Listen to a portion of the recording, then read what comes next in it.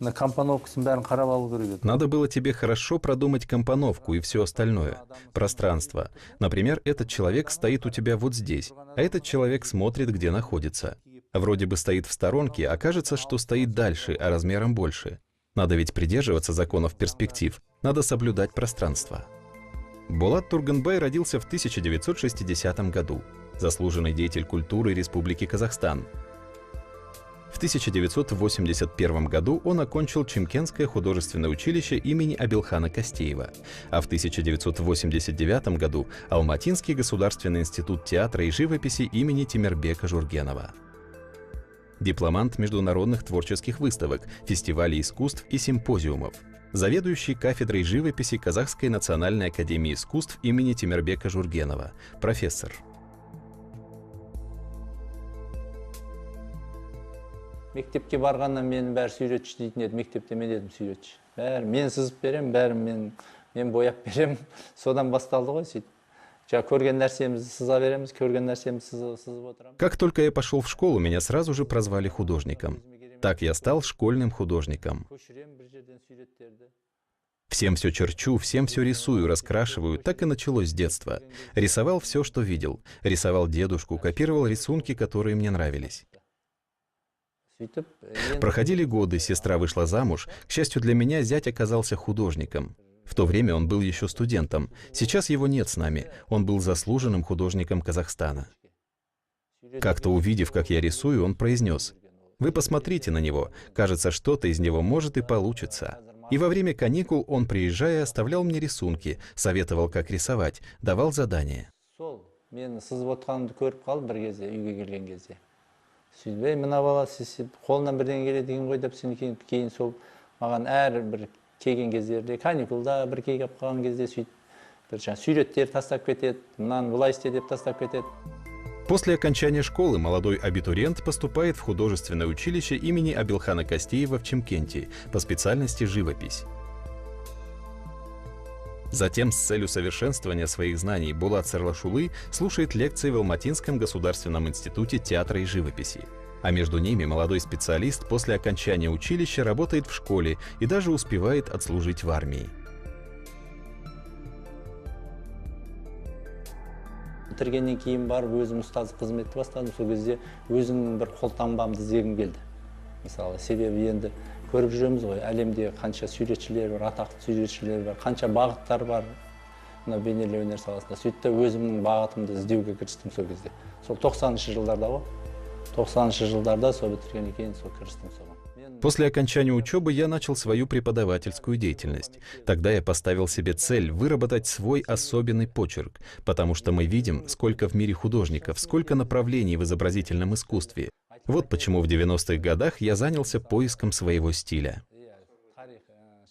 В то время меня беспокоила мысль, почему говорят европейская школа, почему российская, почему наша, а где же тогда восточная школа живописи? Тогда о восточной школе не было и речи. У нас существуют свои краски, свой колорит, своеобразное национальное искусство. И я стал постепенно выстраивать свои произведения в этом направлении. Когда зритель видит мои работы, он должен с первого взгляда узнать, кому они принадлежат. Следовательно, работы должны иметь свои отличительные особенности, не похожие на европейскую или российскую школы. Я считаю, что в Казахстане должна сформироваться своя школа. Начальный поиск заключался в этом. Затем, обратившись к восточной миниатюре и национальному прикладному искусству, продолжил поиск среди них. В результате этого поиска я нашел свое направление. Говорю «нашел», хотя поиск еще продолжается.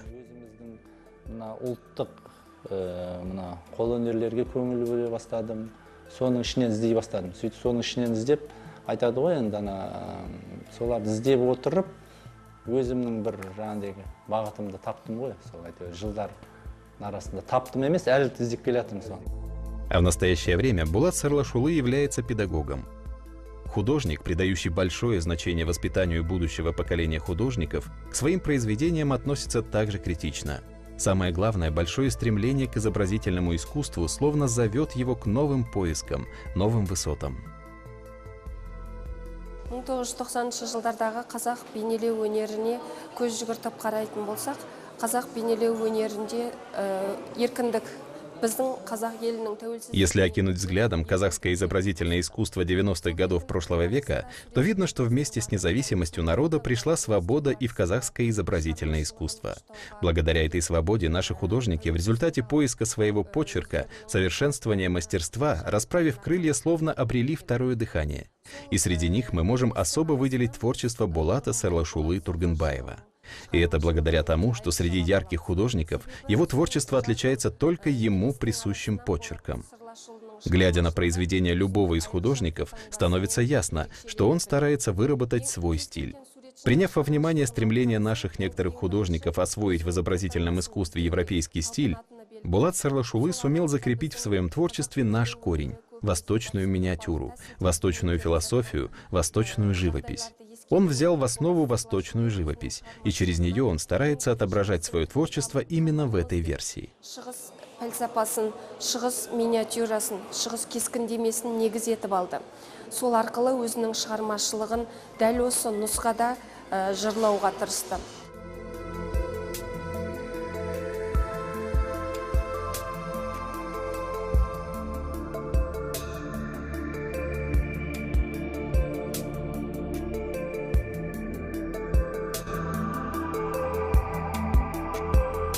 После овладения в совершенстве приемами и методами нанесения на холст разноцветных красок, художник начинает постепенно вносить в свое творчество свои мысли о природе, жизни, человечестве, свое мировоззрение. В этом плане Болат Сарлашулы в очередной раз опирается на восточную философию, историю и культуру родного народа, его природу. Здесь художник ищет связь между природой и человеком, раскрывает взаимоотношения между мужчиной и женщиной, то есть гармонию мира.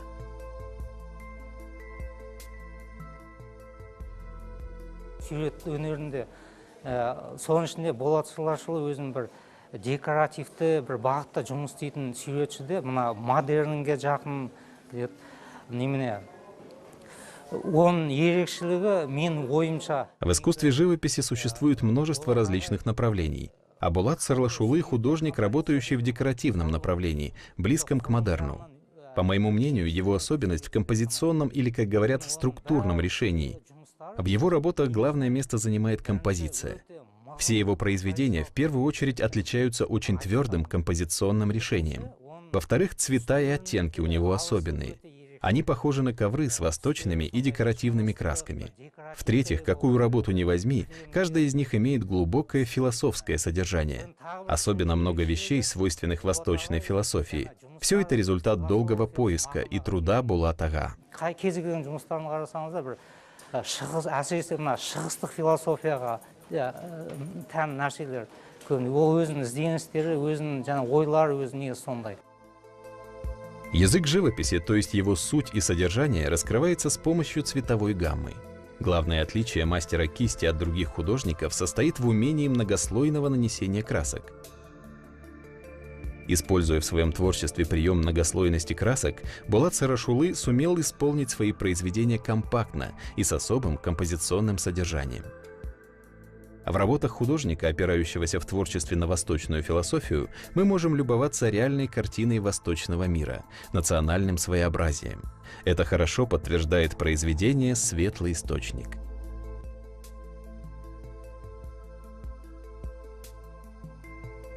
Ол жерде әйел мен ер адам арасындағы махаббат байланысы және адам мен табиғат арасындағы байланыс өте айрықша көрініске. В этом произведении особое воплощение получила связь между природой и человеком, между женщиной и мужчиной, их любовь.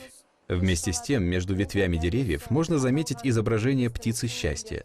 Она также является одним из главных элементов, который призван еще более усилить наше сравнение. То есть основные картины, которые объединяют любовь. Художник, постаравшийся раскрыть главную тему через образы главных героев, через эти элементы, чтобы еще более приблизить их друг к другу, через цветовые особенности, сумел очень своеобразно использовать красные, зеленые и желтые краски. Эти теплые краски помогают еще более ярко раскрыть тему, еще больше объединить всеобщее единство.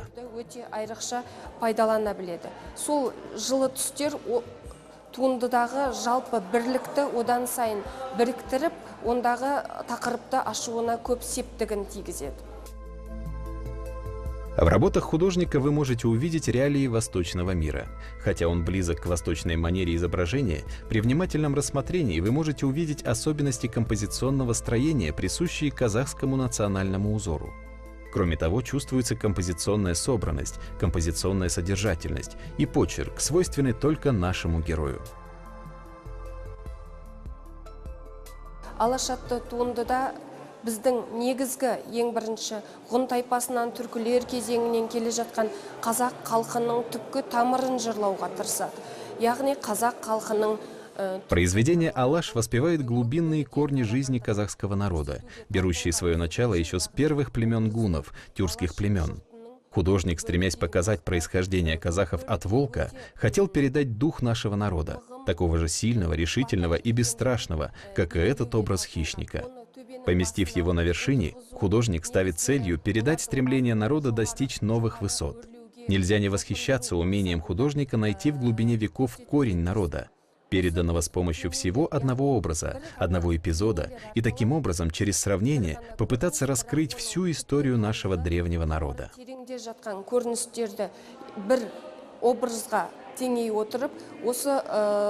Бүкіл тарихта ашуға талпынатын суретшінің біз образ табуындағы ұтқырлықтарға таңғалмасқа шара жоқ. Позиция художника в изображении образа человека отличается от других. Его образы никогда не повторяют героев из казахских или западных трудов художников. Самой главной особенностью в поиске образа является удачно найденный восточный облик.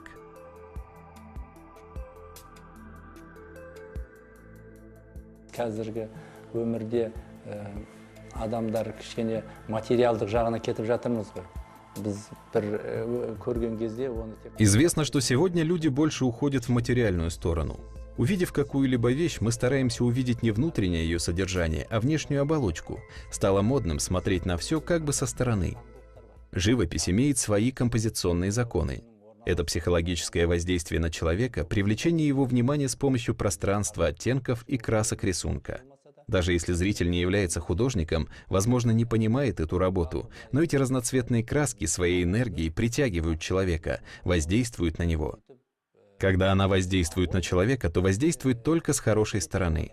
В данное время я работаю над этим. Это имеет важное воспитательное значение. Какой бы человек ни был, кем бы он ни был, когда он смотрит на мои работы, эти работы направляют человека на позитивное начало, показывают мир с лучшей стороны. Тәрбиелік те қасиеті бар.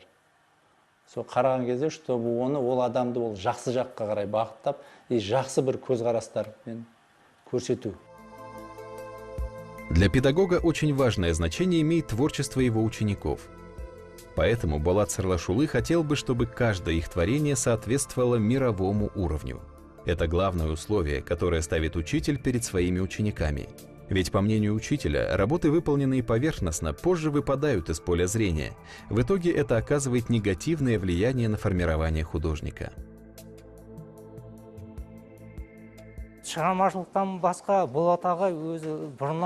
Наряду с творчеством Болат Ага работает педагогом. Он уже воспитал и выпустил немало талантливых учеников. А в настоящее время он работает у нас заведующим кафедрой. К своей работе относится очень ответственно, вдумчиво.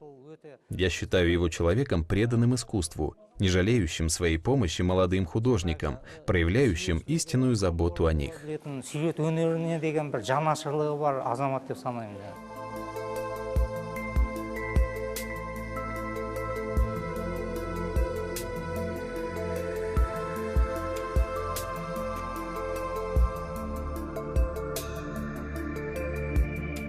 Қазір кішкене болса да бір серия жұмыстарды бастап жатырмын. А в настоящее время я начал хотя и небольшую, но серийную работу. Я хотел бы еще раз представить на суд зрителей с философской точки зрения свои мысли, свой взгляд через свои картины. Как воспринимает зритель мой труд? Какие будут мнения? Какую оценку даст народ? Только тогда можно будет со стороны понять, как полно я сумел воплотить свои мысли, как точно сумел их донести до сердец. Ойым іске асты ма, аспады ма, сол кезде өзім сырттан байқауға болады.